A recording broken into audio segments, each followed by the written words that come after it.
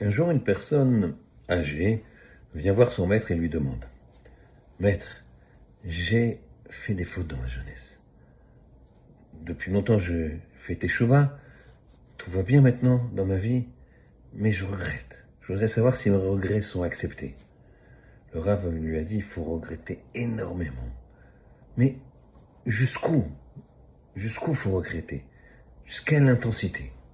Je vais te raconter une histoire, lui dit le Rav.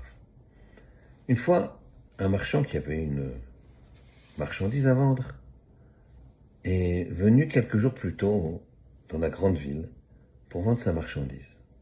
Et il a eu du nez. Pourquoi? Parce qu'à peine arrivé dans la ville, il s'est mis à pleuvoir des trombes dans toute la région. Et les autres marchands ne pouvaient pas accéder. On parle de ça il y a plus de 200 ans. Il y avait de la boue partout et impossible de venir vendre sa marchandise. Il était donc le seul à pouvoir vendre sa marchandise. Il a fait monter les prix. Et les gens n'ont pas voulu acheter le premier jour. C'était trop cher. Il a dit: c'est pas grave, on verra demain. Il a continué à pleuvoir et pleuvoir. Le lendemain, certaines personnes ont acheté. Ils n'avaient pas le choix, il fallait qu'ils achètent sa marchandise. Et d'autres, ils ont dit: on attendra demain. Et le surlendemain, d'autres sont revenus acheter. Et puis, la pluie a cessé.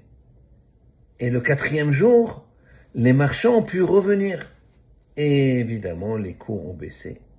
Et là, il n'a pas pu vendre sa marchandise, puisque les gens lui en voulaient quand même d'avoir augmenté autant. Si tu regrettes tes fautes de jeunesse, comme ce marchand regrette d'avoir trop élevé son prix, et maintenant il reste avec sa marchandise sur les bras alors qu'il aurait pu l'écouler tranquillement à 100%, si tu regrettes autant les fautes que tu as faites dans ta jeunesse, alors elles te seront pardonnées, c'est sûr. À toi de regretter.